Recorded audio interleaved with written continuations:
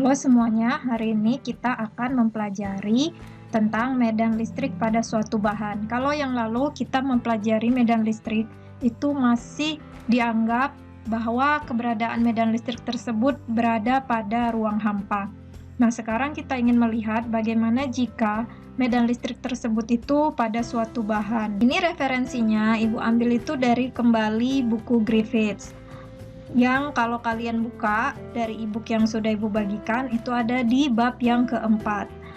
Yang pertama, sebelum kita membahas lebih jauh tentang bahan ini tadi, kita melihat terlebih dahulu apa yang disebut sebagai dipol listrik.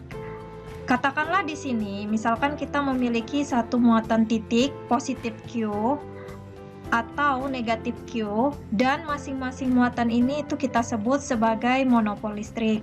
Bisa Ibu gambarkan, monopol listrik itu kita memiliki satu di sini positif Q, di mana arah medan listriknya itu, ingat, itu adalah berarah keluar. Atau Ibu memiliki di sini ada minus Q, di mana kalau minus itu arah medan listriknya itu adalah masuk ke dalam. Kedua-duanya ini kita sebut sebagai monopol listrik. Ketika kita itu bisa membuat kedua-duanya ini saling berdekatan, sehingga mereka itu bisa menghasilkan suatu interaksi. Sebagai contoh, ini kita buat dua-duanya berdekatan, positif Q, kemudian ini negatif Q, sejauh D. Katakan di sini sejauh D, maka ini kita membentuk yang disebut sebagai dipol listrik. Ingat, kondisi yang ini nih, yang seperti ini, itulah yang kita sebut sebagai dipol listrik.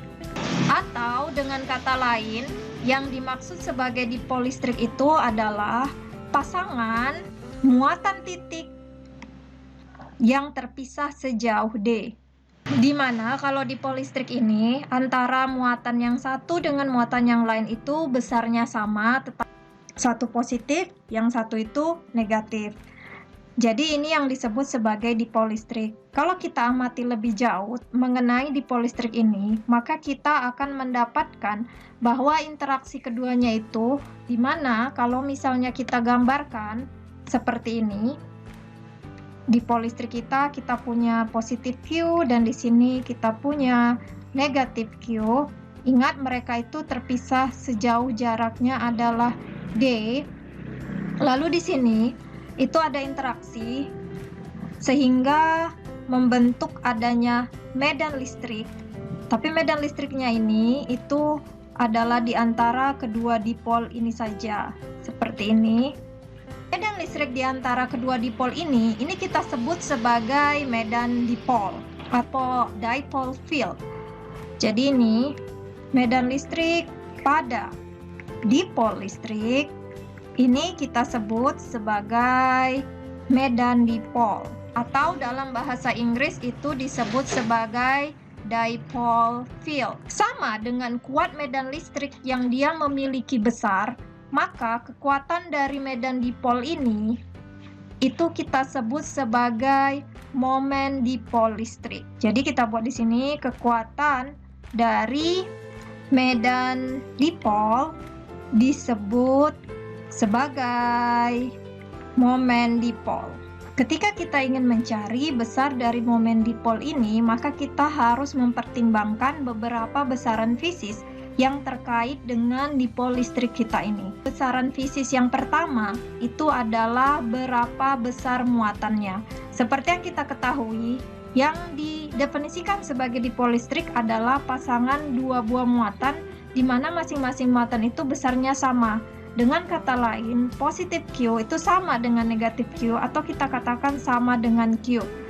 Besaran Q ini itu akan mempengaruhi besar dari momen dipol ataupun medan listrik yang berada di sekitaran dua monopol ini. Lalu yang kedua itu adalah jaraknya, atau di sini kita simbolkan sebagai vektor D. Jadi jarak dari dua monopol ini itu akan berpengaruh kepada besar momen dipol. Dengan kata lain, maka besar dari momen dipol yang kita simbolkan dia sebagai P vektor itu adalah Q dikali dengan jarak antara kedua monopol tersebut. Nah, inilah yang disebut sebagai momen dipol. Pada penggunaan tertentu, kita itu hanya memerlukan besarnya saja. Kalau ini kan dia momen dipolnya dalam bentuk vektor ya. Terkadang kita itu hanya mempergunakan besar dari momen dipolnya saja. Atau dengan kata lain, kadang kita pakai P sama dengan Q kali D. Nah, nanti untuk yang berikutnya kita akan melihat bagaimana penggunaan dari momen dipol ini dan hubungannya dengan kuat medan listrik sendiri.